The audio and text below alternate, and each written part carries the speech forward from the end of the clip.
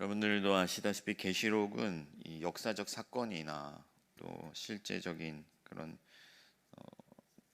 명시적인 교훈을 한다기보다는 환상을 기록한 이 묵시입니다. 묵시는 이 상징으로 말하는 특징이 있습니다. 그래서 때문에 그러니까 상징적으로 말을 하기 때문에 다양한 해석이 존재할 수 있어요. 그래서 어느 정도는 우리가 이 해석에 대해서 열어놓을 수밖에 없습니다. 이 땅에서 우리가 가진 한계라고 할 수가 있죠. 그러니까 환상으로 보여주신 이 말씀들을 이것이 정답이다라고 말할 수 있는 그런 한계가 있기 때문에 우리가 해석을 어느 정도 열어놔야 된다 하는 것이죠. 그런데 이러한 계시록의 특징을 악용한 사람들, 그런 사람들이 이 계시록을 가지고 너무나 많은 잘못된 해석들을 양산했고 그로 인한 폐단들이 많이 발생을 했습니다. 실제로 이 여호와의 증인이나 신천지 같은 그런 이단들이 가장 즐겨하는 사용하는 성경이 가장 즐겨 사용하는 성경이 바로 계시록입니다. 그러나 분명 이 요한계시록은 종말의 때를 살아가는 교회를 위해 주신 하나님의 선물이고 은혜인 줄 믿습니다.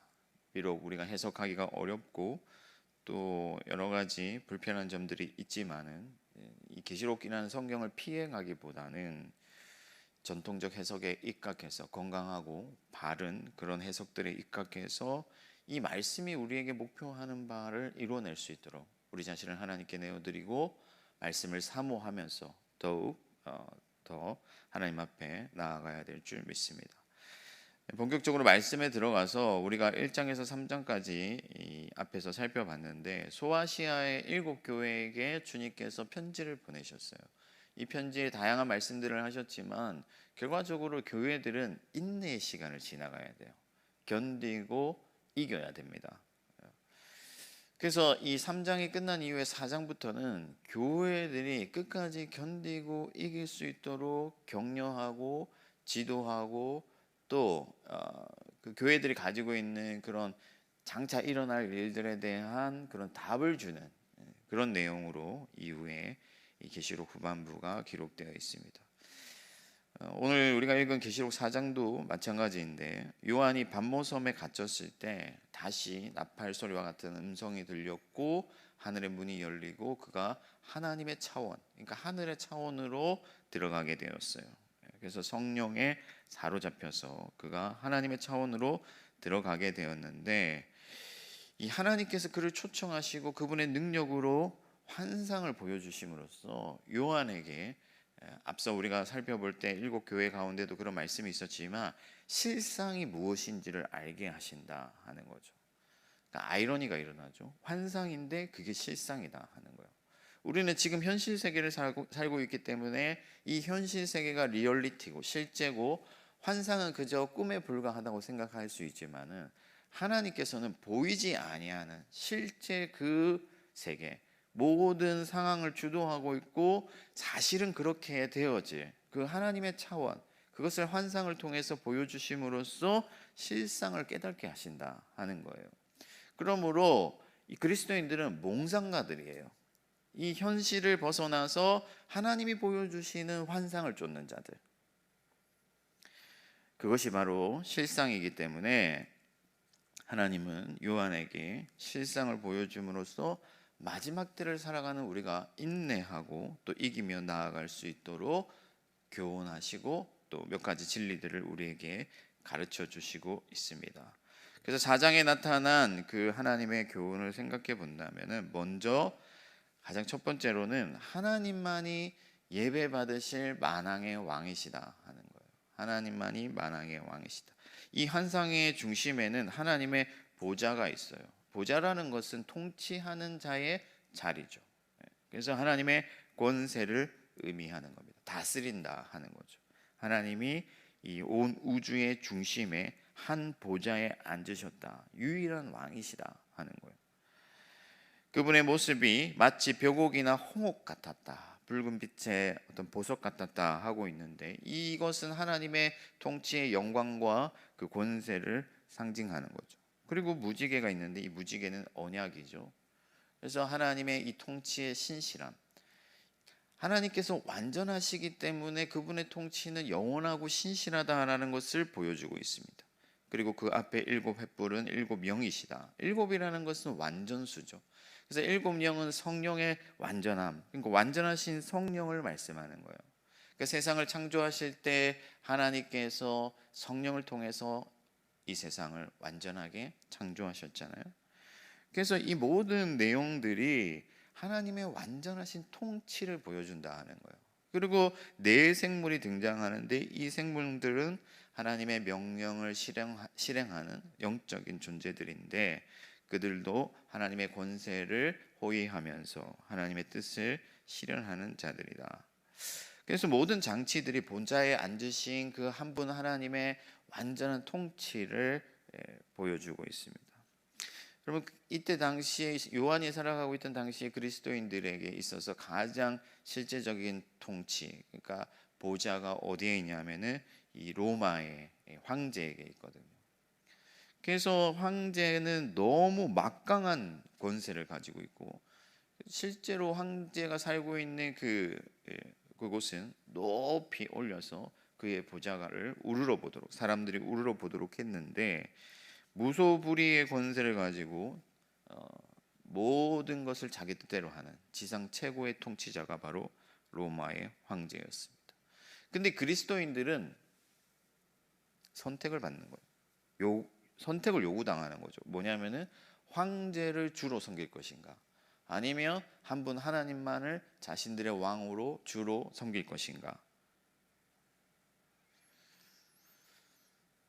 그런 어떤 선택의 기로 앞에서 현실을 택하는 사람들은 로마의 황제를 섬기기로 택하고 현실에 굴복하고, 그래서 황제의 권세 앞에 무릎 꿇고 그를 신으로 추앙하면서 살겠지만은 환상을 쫓는 자들, 그러니까 실상의 세계를 보는 자들은 한 분 하나님만을 자기의 왕으로 섬기는 거예요.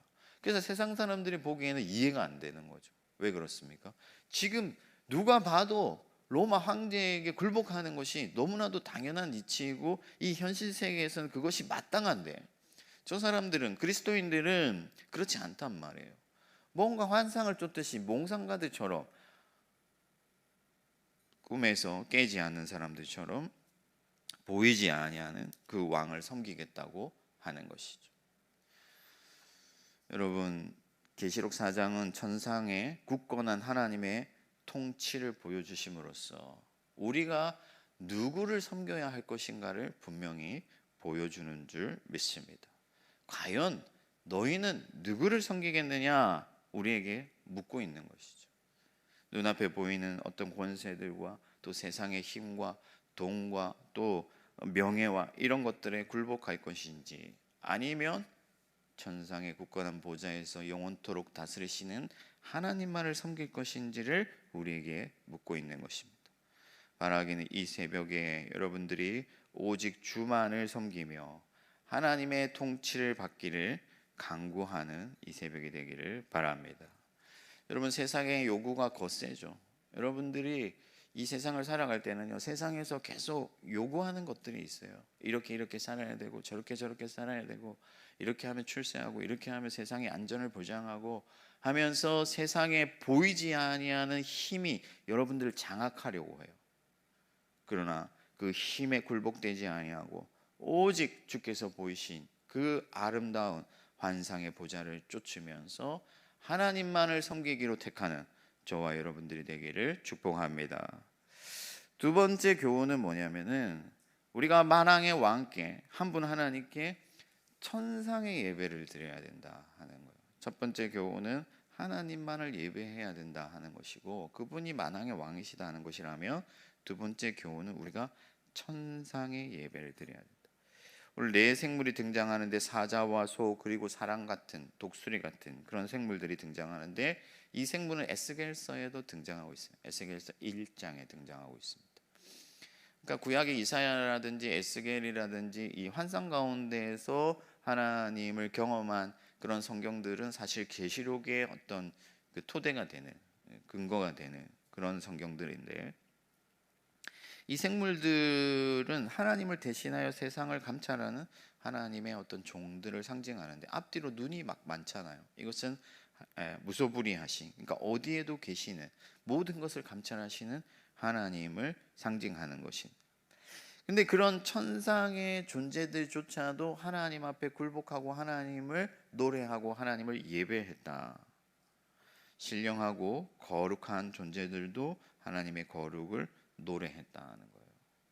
온종일 영원토록 계속해서 쉬지 아니하고, 그것은 하나님께서 그러한 예배를 받으시기에 합당하신 분이시고 그러한 예배만이 하나님께 합당하기 때문에 그런 예배를 드린 것이죠. 그리고 24장로가 등장하는데 이 24장로가 도대체 어떤 존재인가에 대해서는 굉장히 많은 논란들이 있습니다. 그렇지만은 우리가 이것이 상징이라는 것을 생각할 때 24장로는 12지파로 대표되는 이 구약의 교회, 그리고 12제자를 기초로 하는 신약의 교회를 상징한다고 보는 거예요. 그래서 온 세계의 유일한 온 세계의 보편적인 그 교회가 하나님께 예배하는 것으로 보는데, 이 금관을 하나님 앞에 내려놓고 엎드렸다. 그리고 세세토록 살아계신 하나님께 경배를 드렸다. 그러니까 자기의 모든 그 마음과 자기의 모든 정성과 자기의 모든 권리를 주님 앞에 내어드리고 온전히 완전한 그 생명의 예배, 살아있는 예배를 한번 하나님께 드렸다 하는 것입니다. 그래서 이렇게 정말 황홀하고 우리가 다 그림으로 설명할 수 없지만 우리가 성령에 사로잡힐 때 우리가 말씀을 가운데서 그 하나님의 세계를 간접적으로 경험할 수가 있는데, 이토록 놀라운 또 황홀한 하나님의 천상의 예배를 우리에게 보여주신 이유는 우리를 격려하려는 의도도 있지만 우리를 지도하려는 목적도 있다 하는 거예요. 우리가 드리는 예배의 차원이 과연 어떤 예배인가 하는 것을 보여주는 것이죠. 그리고 우리가 어떤 예배를 드려야 하는가 하는 것을 보여주는 거예요. 하나님이 과연 어떤 분이시고 어떤 예배를 받으시고 계신지를 보여주심으로써 그 예배를 드리도록 우리에게 요구하고 있는 것입니다. 여러분, 그냥 형식적인 예배, 그러니까 교리적인 명분만 가득한 그런 예배로는 하나님을 기쁘시게 할 수가 없어요. 다녀가는데 목표가 있는 예배로는 하나님을 경험할 수도 없고 온전히 높여드릴 수도 없습니다. 진리와 영으로, 예수 그리스도께서 말씀하신 것처럼 이 산에서도 아니고 저 산에서도 아니고 진리와 영으로 예배할 때가 온다고 하셨는데, 진리와 영으로 우리의 모든 권리를 하나님께 이양하고 온전히 그분의 거룩함에 매료되어서 우리 자신을 하나님께 내어드릴 때, 바짝 엎드릴 때, 그분의 높고 위대하신 영광과 그 존귀함과 그 거룩함에 매료되어서 우리 자신을 하나님 앞에 온전히 내어드릴 때, 그때 우리는 진정한 예배를 드릴 수 있다 하는 것이죠. 그러므로 여러분, 날마다 기도하실 때 성령에 감동되도록 기도하시길 바랍니다. 육으로는 그런 예배를 드릴 수가 없어요. 물론 우리가 몸으로 이 자리에 참여하고 함께 예배하고 함께 찬송하고 하는 것 중요하고 그것이 마땅히 우리가 드려야 할 예배이지만은 성령에 사로잡혀서 영으로 예배해야 된다 하는 거예요.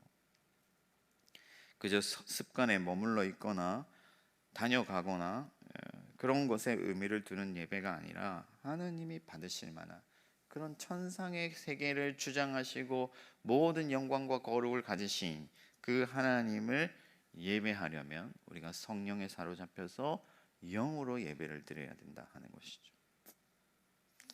물론 이 예배는 여러분 삶의 예배를 포함합니다. 우리의 삶에서도 하나님은 높임을 받으셔야 돼요. 그러니까 성령에 충만한 사람, 성령에 사로잡혀서 늘 하나님의 임재를 경험하며 하나님만이 내 삶을 통해서 높임을 받으시기를 갈망하는 그런 사람으로 우리가 살아가야 될 것을 하나님께서 보여주신다 하는 거죠. 지도하고 계신다 하는 것입니다. 오늘 이 새벽에 성령께 기도하기를 온전히 나를 사로잡아 주셔서 하나님이 받으실 만한 영과 진리로 드리는 그 예배를 드릴 수 있도록 기도하는 여러분들 되시기를 바랍니다. 마지막 세 번째는요, 하나님은 예배를 받으시기에 마땅한 분이다 하는 겁니다. 11절을 보면 영광과 존귀와 권능을 받으시는 것이 합당하다라고 말씀을 하고 있는데, 합당하다는 것은 너무나도 이것이 당연하고 이것이 정말 자연스럽고 온전하다 하는 것이에요. 주님이 모든 것을 지으셨고 만물이 다 그의 뜻대로 있었다는 창세기의 말씀을 가지고 와서 선포하고 있는데, 하나님께서 우리를 지으신 목적이 뭐냐? 그분께 우리가 예배하기 위해서 하나님이 우리를 지으셨다 하는 거예요. 그러므로 우리가 하나님 앞에 예배하는 것이 너무나도 당연하다 하는 것이죠. 4장 1절에서 시작까지 11절까지 모든 말씀이 하나님의 영광과 위엄을 높이고 있는데, 하나님만이 온 우주의 중심에서 예배를 받으시기에 너무나도 당연하고 합당한 분이시라는 것을 강조하고 있는 거죠. 수정바다라고 등장을 하는데, 여러분 수정바다, 그러니까 바다가 수정으로 되어 있다, 좀 이해가 안 되잖아요. 그래서 제가 계속 이게 도대체 어떤 그림일까 고민하고 있는데, 유튜브의 알고리즘을 따라서 뭐가 화면이 하나 등장했는데, 호수가 얼었는데 보통 얼면 아래가 잘 안 보이잖아요, 그죠? 근데 그 호수가 이 기후 이상 현상 때문에 깡깡 얼었는데 아래가 완전히 투명하게 보이는 그런 호수가 있는 거예요. 그래서 제가 그걸 보니까 신기하더라고요. 호수 밑이 다 보이는데 유리처럼 바닥은 땅땅해요. 그래서 제가 순간 떠오르는 어떤 그런 그림이 뭐냐면은, 온 우주가 하나님의 발 아래 있는데 거기 빠지지 아니하고 유리처럼 온 바다가, 그래서 이 바다가 온 우주, 온 세계를 상징하는 것처럼 그렇게 보이더라고요. 결국엔 뭐냐면은 하나님께서 온 땅과 온 하늘과 온 세계를 자기 발 아래 두고 계시다 하는 것입니다. 하나님께서 이러한 예배의 당위성을 보여주시는 이유가 뭐겠어요? 우리를 위로하시고 우리를 격려하시기 위함이다 하는 거예요. 쉽게 말하면 여러분들 너무나도 마땅히 해야 할 일을 잘하고 있다 하는 것입니다. 세상의 사람들은 우리를 이해하지 못하죠. 세상의 사람들은 우리를 볼 때 미련하다고 하고, 왜 그런 쓸데없는 시간을 허비하고 또 힘을 소진하는지 묻겠지만, 우리는 지금 우리 눈앞에 보이는 그 환상을 쫓아서 그 거룩하신 하나님, 예배 받으시기에 마땅한 그분을 예배하고 있기 때문에 너무나도 우리가 잘하고 있는 것이다 하는 거예요. 하나님께서 그것을 말씀하시는 거죠. 초등학생들이 횡단보도를 지나가는데 모든 학생들이 무단횡단을 하는 거예요. 근데 한 학생이 횡단보도를 잘 지나갔어요, 신호를 따라서. 근데 선생님이 반 아이들을 모아놓고 횡단보도를 지나가야 되는 당위성에 대해서 설명을 한다면은, 횡단보도를 지나간 그 학생 혼자서 위로를 받겠죠, 그죠? 격려를 받겠죠. 하나님께서 그것을 보여주시는 거예요. 예수님께서 세상에 빛으로 오셔서 무엇이 옳은 일인지, 무엇이 진정한 것인지, 무엇이 영원한 것인지를 말씀하여 주셨기 때문에 우리가 예수 그리스도를 쫓아서 그분을 따라가고, 그래서 세상의 사람들은 이해할 수 없지만 우리는 지금 잘 가고 있고 당연히 가야 할 길을 가고 있고 옳은 길을 가고 있고 의의 길을 가고 있다는 것을 알게 하신 것이죠. 여러분, 너무나도 위대한 하나님을 예배하는 자들로서 마땅히 해야 할 성과 의를 이루는 자들임을 스스로 믿으시기 바랍니다. 세상의 헛된 신을 섬기는 자들을 부러워하지 말고, 세상의 돈과 권력을 쫓아서 그곳에서 높아진 자들을 따르지 말고, 마땅히 예배할 자를 예배하는 기쁨을 회복하시길 바랍니다. 지금까지 여러분들 잘 해오셨고 앞으로도 잘 하시리라 믿습니다.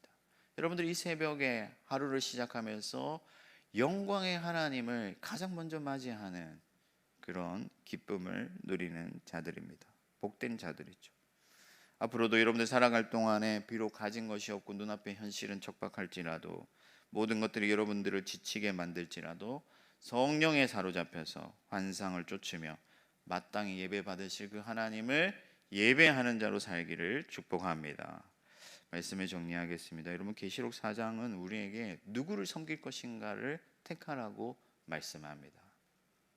그리고 그 왕이 받으실 예배, 한 분 하나님의 예배를 천상의 예배로, 정말 이 땅의 어떤 종교적인 형식에 치우쳐 있지 아니하고 땅의 예배가 아닌 하나님 나라의 그 천상의 예배로 격상시킬 것을 요구하십니다. 그리고 우리가 지치지 아니하도록 하나님의 영광을 보여주시면서 우리를 격려하십니다. 그러므로 힘을 내어 눈앞의 현실을 쫓기보다 성령 안에서 마땅히 예배 받으신 그 한 분 하나님만을 섬기기로 작정하고 진리와 영으로 예배하며 끝까지 포기하지 아니하고 하나님만을 섬기는 여러분들 되시기를 축원합니다. 하늘에 계신 우리 아버지, 아버지의 이름을 거룩하게 하시며 아버지의 나라가 오게 하시며 아버지의 뜻이 하늘에서와 같이 땅에서도 이루어지게 하소서. 오늘 우리에게 일용할 양식을 주시고 우리가 우리에게 잘못한 사람을 용서하여 준 것 같이 우리 죄를 용서하여 주시고 우리를 시험에 빠지지 않게 하시고 악에서 구하소서. 나라와 권능과 영광이 영원히 아버지의 것입니다. 아멘.